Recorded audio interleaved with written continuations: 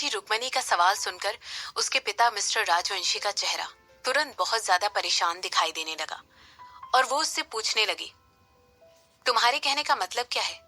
तो क्या वो ये सब किसी मकसद से कर रहा है? पापा, मैं इतनी भी बेवकूफ नहीं हूँ कि इस बात पर विश्वास कर लूं कि ये सब कुछ शशांक उस अनाथ आश्रम की वजह से कर रहा है।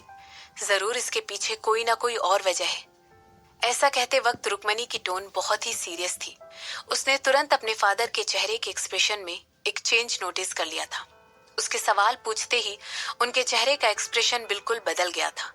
शशांक वर्मा बिल्कुल किसी बड़ी मछली की तरह है। अगर तुम उसे उसकी लालची नजर से जज करोगी तो ये बात बिल्कुल ऑब्वियस है कि वो तुम्हारी कंपनी स्कारलेट सिटी को सटकना चाहता है, मिस्टर राजवंशी ने कहा। इसके बाद वो आगे कहने लगे, हालांकि उन लोगों ने इस बात का अनाउंसमेंट पब्लिकली नहीं किया है, लेकिन फिर भी ऐसी अटकलें लगाई जा रही हैं कि उसने किसी सिमरन से शादी की है जो गिल ग्रुप ऑफ इंडस्ट्रीज की मालकिन है। मुझे पूरा यकीन है कि सारे बिजनेसमैन को इस बात का अच्छी तरीके से पता है। सिमरन एक छोटे से मॉल पर काम कर रही है, तो ये बात शशांक के लिए बिल्कुल नेचुरल है कि वो तुम्हें टारगेट करके अपनी वाइफ के रास्ते से हटा दे, मिस्टर राजवंशी ने अपनी बेटी को एक्सप्लेन करते हुए कहा। रुक्मणी को इस बात का जरा भी पता नहीं था कि मिस्टर राजवंशी ने क्या किया था या फिर वो आगे क्या करने की प्लानिंग कर रहे थे। सिमरन एक बहुत ही अलग लड़की है, रुक्मणी ने कहा। इसके बाद वो आगे कहने लगी, यहाँ आने के पहले भी वो बहुत पावरफुल थी। उसे अपने रास्ते से हम सबको हटाने के लिए शशांक की मदद की कभी जरूरत ही नहीं थी। वो चाहती तो खुद हमें अपने रास्ते से कब का हटा चुकी होती। इसके बाद अपने फादर की तरफ बहुत ही सीरियसनेस के साथ घूमते हुए आगे कहने लगी, मुझे अच्छी तरह पता है आप मुझसे कुछ छुपा रहे हैं और मैं आपको वार्न करना चाहती हूँ कि अगर मुझे पता चला कि आप क्या प्लान कर रहे हैं और अगर मुझे इसकी भनक किसी तीसरे आदमी से लगी तो मैं कसम खाती हूँ कि मैं एक बार भी शशांक की साइड होने के लिए झिझकूंगी नहीं। रुक्मणी, तुम इस तरह की बातें कैसे कह सकती हो, मिस्टर राजवंशी ने कहा। चिंता मत करिए, आपको जल्दी पता चल जाएगा कि आप सच बोल रहे हैं या नहीं, रुक्मणी ने कहा। सबकी आंखों में रुक्मणी अपने माँ बाप की सबसे फेवरेट बेटी थी, लेकिन सिर्फ उसे ही पता था कि उसे इतनी अच्छी रेपुटेशन बनाने के लिए और इन्वेस्टर्स के दिल जीतने के लिए कितना ज्यादा सपोर्ट करना पड़ा था। अगर दूसरे लोगों को लग रहा था कि स्कारलेट सिटी नाम की कंपनी उसके हाथों में बिल्कुल किसी चांदी के चम्मच की तरह थमा दी गई थी, तो ऐसा बिल्कुल भी नहीं था। वो सारे लोग जैसा सोच रहे थे बिल्कुल गलत थे।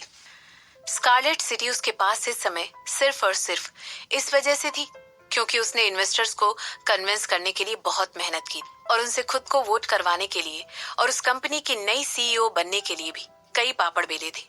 उसने प्रैक्टिकली अपने फादर को उस कंपनी से बाहर निकलवा दिया था। ऑफ कोर्स इन सब के लिए क्रेडिट उसकी कैपेबिलिटीज और हार्ड वर्क हो ही जाता है। हालांकि उसके पिता ने इस बात को बिल्कुल इस तरह दिखाया जैसे कि उन्होंने खुद स्कारलेट सिटी को अपनी बेटी को पब्लिकली सबके सामने उसके हाथों में सौंप दिया था, जबकि रुक्मणी को ये बात अच्छी तरह पता थी कि उसके माँ बाप हमेशा उसकी बुद्धिमानी को फेवर करते थे। हालांकि उसे ये भी पता था कि उसके पिता बहुत ही शातिर और हमेशा प्रॉफिट देखने वाले इंसान थे। उसे अच्छी तरह पता था कि वो उसकी माँ ही है जो उसे बिना किसी स्वार्थ के पूरे दिल से प्यार करती थी। मैं तुमसे सच कह रहा हूँ, मिस्टर राजवंशी ने ऐसे इंसिस्ट करते हुए अपनी बेटी के सामने सीट ले ली।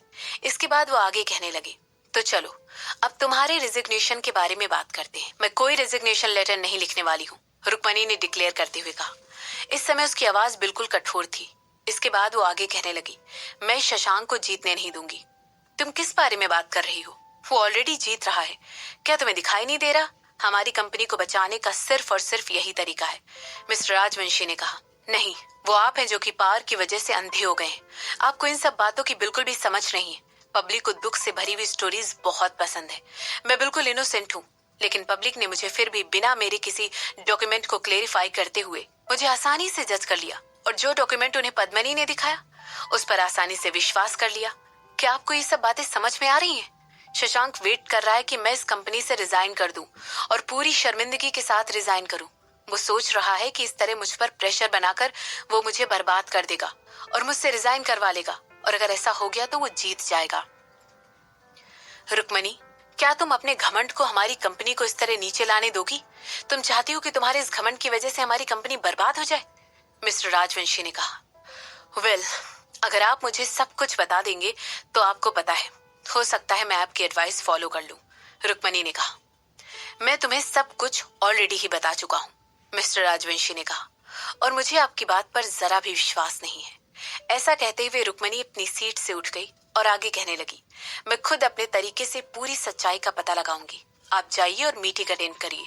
आप मुझसे मेरी पोजीशन छीन सकते हैं, मगर मैं कसम खाकर कहती हूँ, एक बार मैं अपने नाम पर से ये सारे धब्बे हटा लूं, फिर मैं अपना बेस्ट करके इसे आपसे वापस छीन लूंगी।